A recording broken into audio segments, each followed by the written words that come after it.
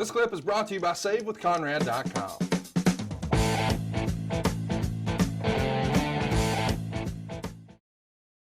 Here's some other news and notes about folks who are looking to do something else. Both Bad News Brown and Haku have had offers to leave and go to Japan. Meltzer would say, we've heard talk of Brown leaving from time to time, but he always stays. However, with Inoki back in power, the talk in Japan is that Brown will become Bad News Allen and work mainly in Japan starting as early as September. All Japan trying to get Haku back in December to become a new tag team partner of Jumbo Tsuruta and eventually turn on Jumbo and feud between the two of them for the next year.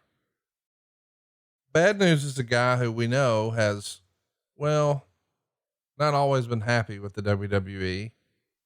What do you remember about him having an offer here? It does feel like this is going to be his last pay-per-view. Why was this coming to an end? I mean, I think on Bad News side, he would say Vince had failed to live up to his promise as making him the first black champion. But you've often said here on the show, Vince didn't promise anyone they were going to be champion. He was never promising title runs. That wasn't something he did. What can you tell us about his unhappiness and why ultimately this is going to be his last major show? Well, from Bad News perspective, I don't think that Bad News felt he was getting paid the way that he wanted to get paid. There was an opportunity for him to go back to Japan, and Bad News liked Japan. He enjoyed it. So Bad News was looking at this opportunity as one to have a little bit more independence and more freedom and do what he loved to do. And Bad News loved going to Japan and working that different style and just having the freedom of not having to work every week in a regimented system. So for Allen, I think Allen used the excuse of, I wasn't making the money that I feel I should have made. I think that the schedule and the work had a lot to do with that as well. That he being Allen, wanted to go on and go do what he liked to do.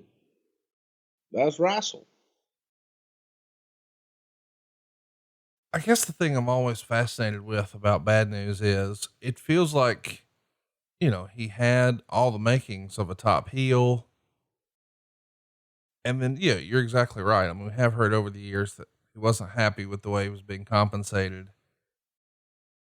Who was handling that for the company in this era? I mean, we know, fast forward a few years, everybody knows that JR was, helping make payoffs and payroll and things like that. Who had that role here in 90? Well, same people had it when JR says he was doing it. JR did First Pass. There were a few people that did First Pass. Pat was doing First Pass at this time. I don't even know if JJ was with the company yet. He was. Still it was probably Pat and Vince. Vince had final say. Vince would look over the payroll and make final approval. Was there some sort of formula, a WWF way? You've told us before that, certain promotions said, the champion or the main event gets this %, blah, blah, blah. And we know the NWA champion used to get X%, whatever. Was there a WWF formula that you knew of? I mean, I always had my formula, but my formula came from Paul Bosch in Houston, Texas. And then later on from Bill Watts, it's a feel. It really and truly is. And you look at what the gate is, you look at your percentage of what's left over that goes to the talent pay, and you start ciphering. So again, I had my way. I had my way of looking at it. Vince had his way. JR had his way.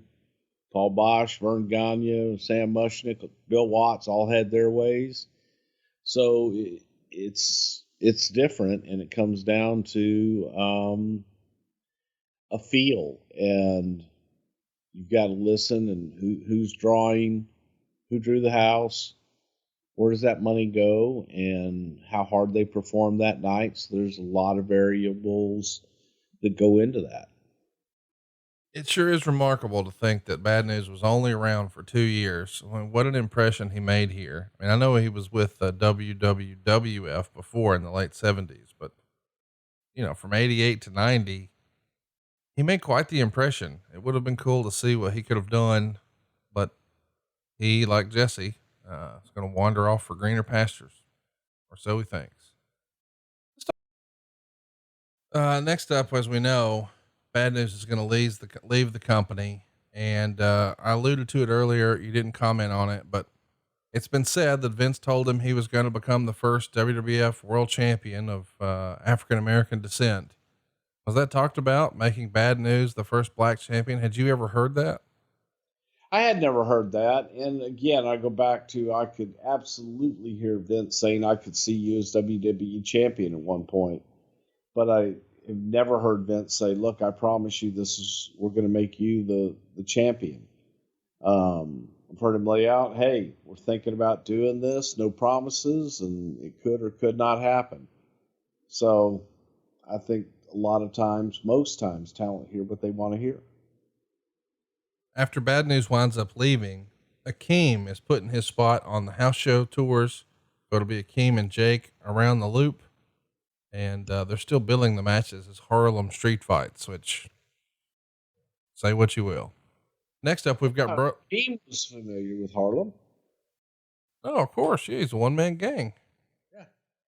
Hey, it's Conrad Thompson. Thanks for checking out the podcast here on YouTube. Be sure to hit the subscribe button and the notifications bell so you get a notice anytime we upload some new content. And go save yourself some money right now. If you're in a 30-year loan or you have credit card debt, it's not a matter of if I can save you money. It's a matter of how much. Find out right now for free at SaveWithConrad.com.